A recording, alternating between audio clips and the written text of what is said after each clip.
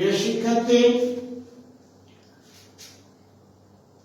ষষ্ঠ শ্রেণীর শিক্ষার্থীদের অনলাইন ক্লাসে আমি বুল্টু শ্রী গুন্ডিয়াম আহমেদ মাধ্যমিক বিদ্যালয় মাগুরা সদর থেকে তোমাদের স্বাগতম জানাচ্ছি। প্রিয় শিক্ষার্থী, আজকে আমি ষষ্ঠ শ্রেণী একটি কবিতা আবৃত্তি করব এবং সেটি নাম মানব জাতি। কে লিখেছেন? সত্যেন্দ্রনাথ দত্ত। প্রিয় শিক্ষার্থী, কবিতা মানুষের মনকে প্রফুল্ল করে, জ্ঞানের ভান্ডার প্রসারিত করে। আর তোমরা যেহেতু এখন ছোট, তোমরা যদি কবিতা পড়ো তোমাদের জ্ঞানের ভান্ডার প্রসারিত হবে। প্রিয় শিক্ষার্থী, আসো আগে আমরা প্রথমেই কবিতাটি আবৃত্তি করি। মানব জাতি, সত্যেন্দ্রনাথ দত্ত। জগৎ জুড়িয়া এক জাতি আছে, সে জাতির নাম মানব জাতি। এক পৃথিবীর স্তন্যে লালিত, একই রবি শশী মোদের সাথী। শীততর ক্ষুধা তৃষ্ণার জ্বালা, সবাই আমরা সমান বুঝি। কচি কাঁচা গুলি ডাটো করে তুলি, বাঁচিবার তরে সমান বুঝি। দোসর খুঁজিও বাসর বালিগো, জলে ডুবি বাঁচি পাইলে রাঙা। কালো আর ধলো বাহিরে কেবল, ভিতরে সবার সমান রাঙা। বাহিরের চোপ আসতেছিল, ভিতরের রং পলকে ফোটে। বামুন শূদ্র বৃহৎ ক্ষুদ্র, কৃত্রিম ভেদ ধুলায় লোটে। রাগে অনুরাগে নিশ্চিত জাগে, আসল মানুষ প্রকট হয়। বর্ণে বর্ণে নাইরে বিশেষ, নিখিল জগৎ ব্রহ্মময়। বংশে বংশে নাইকো তফাৎ, বনেদি কে আর গরদ বনেদি। দুনিয়ার সাথে গাথা বুনিয়াদ, দুনিয়া সবারই জনম বেদি। প্রিয় শিক্ষার্থী, তোমরা এই কবিতাটি বারবার করে আবৃত্তি করবে। এখন আসো, এই কবিতায় বেশ কিছু শব্দার্থ আছে। কবিতা পড়তে গেলে শব্দার্থ অবশ্যই তোমাদেরকে পড়তে হবে। যে শব্দার্থগুলো না পড়লে তোমরা তোমাদের মানে বুঝতে পারবে না, ভাষা বুঝতে পারবে না আসলে তো মানে কি। তোমরা যেহেতু এখন ছোট, সেই জন্য পড়তে পড়তে এক সময় তোমরা এগুলো বুঝে যাবো। আসো আমরা একটু শব্দগুলো পড়ি। এক পৃথিবীর স্তন্যে লালিত মানে কি? একই মায়ের দুধ পান করে যেমন সন্তান সন্ততি বেড়ে ওঠে, তেমনি পৃথিবীর সব জাতি ধর্ম গোত্রের মানুষ একই পৃথিবীর খাদ্য পানীয় গ্রহণ করে জীবন যাপন করে। তাহলে তোমরা বুঝতে পেরেছো, একই পৃথিবীর স্তন্যে লালিত মানে তুমি আমি সবাই যখন ছোট ছিলাম মায়ের স্তন্য পান করেই কিন্তু আমরা বেঁচে ছিলাম।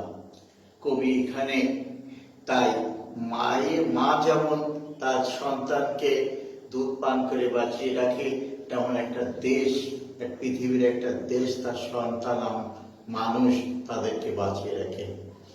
এবার আসো রবি শশী।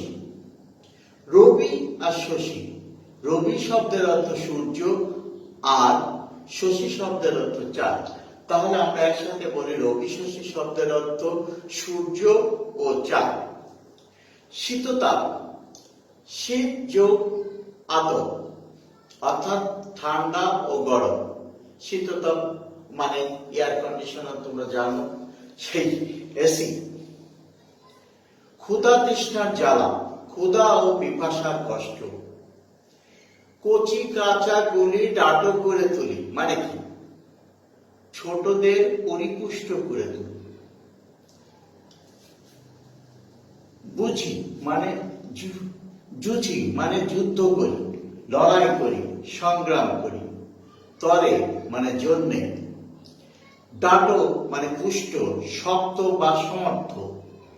বাঁচিবার তরে সমান বুঝি, বাসর বাদিত বাঁচিবার তরে সমান বুঝি মানে কি, মানব জীবন যাপনের জন্য সব মানুষই লড়াই করে। আবার বলছি, বাঁচিবার তরে সমান যুজি মানে মানবিক জীবন যাপনের জন্য সব মানুষই লড়াই করে। পৃথিবীতে বেঁচে থাকতে গেলে মানুষকে লড়াই করে বেঁচে থাকতে হয়। লড়াই মানে কি, অস্ত্র দিয়ে প্রতিটি মানুষ তার কি করতে হয়, সব কিছু সংগ্রাম করে। তুমি যখন লেখাপড়া করতেছো, লেখাপড়ার মাধ্যমে কিন্তু একটা যুদ্ধ। তুমি যদি ভালো করে লেখাপড়া করো তাহলে তুমি লেখাপড়ায় জয়ী হতে পারে। বাসরবাদী মানে সম্প্রীতি গড়ে তুলি। সম্প্রীতি মানে একে অপরের সাথে মিলেমিশে থাকতে পারে, এটাই বলে বাসরবাদী মানে সম্প্রীতি গড়ে তুলতে পারে। দোসর মানে সাথী অর্থাৎ বন্ধু অর্থাৎ সঙ্গী। ধল মানে সাদা, ফর্সা বা শুভ্র। জলে ডুবি বাঁচি পাইলে ডাঙা অর্থাৎ জীবন সংগ্রামে কখনো বিপদে পড়ি, আবার সংকট পেরিয়ে নতুন জীবনের স্বপ্ন দেখি। অর্থাৎ এই পৃথিবীতে প্রত্যেকটা মানুষের সংগ্রামের মধ্যে আছে, যুদ্ধের ভিতর আছে। বিপদে পড়ে সে কি করে, যদি বেঁচে যায় নতুন করে জীবনের স্বপ্ন তারা দেখে। ডাঙা মানে স্থল বা উঁচু ভূমি বা চর। জন্মবেদী সুতিকা গৃহ বা জন্মস্থান। সব মানে রঙের কোচ, সাপ বা দাগ। বাহিরে ছোপ আসতে সেলো অর্থাৎ মানুষের বাইরের চেহারার রং যাই হোক না কেন, আঁচড় লাগলে বা কেটে গেলে সে লাল রক্ত বের হয়, তা বাইরের রঙের পার্থক্য ঘুচিয়ে দেয়। শুভ্র হিন্দু সম্প্রদায়ের 4 বর্ণের বিভক্ত, এর মধ্যে একটি হলো শুভ্র। বনেদি মানে প্রাচীন বা সম্ভ্রান্ত। গড় বনেদি মানে অভিজাত নয় এমন। বুনিয়াদ মানে ভিত্তি। দুনিয়া সবারই জন্মবেদী মানে এই পৃথিবীর সব মানুষই জন্মক্ষেত্র। ব্রহ্ম শব্দের অর্থ হিন্দু ধর্ম মতে পরেশ্বর বা বিধাতা। শিক্ষার্থী, মানব জাতি পাঠের উদ্দেশ্যটা কি? মানব জাতির পাঠের উদ্দেশ্য হলো জাতি, ধর্ম, বর্ণ নির্বিশেষে সকল মানুষের প্রতি সংবেদনশীলতা ও সমমর্যাদায় মনোভাব সৃষ্টি করা। প্রিয় শিক্ষার্থী, আমরা এই গল্পের সারমর্ম কি সেটা এখন আমরা জেনে নিই। মানব জাতি কবিতাটি কবি সত্যেন্দ্রনাথ দত্তের অভ্র আবির কাব্যগ্রন্থ থেকে নেওয়া হয়েছে। কোথা থেকে? অভ্র আবির। মূল কবিতার নাম জাতির পাতি। মূল কবিতার নাম কি? জাতির পাতি। দেশে দেশে ধর্ম ও বর্ণের পার্থক্য সৃষ্টি করে মানুষের যে ভেদাভেদ সৃষ্টি করা হয়েছে, কবি মানুষকে তার চেয়ে উপরে আসন দিয়েছে।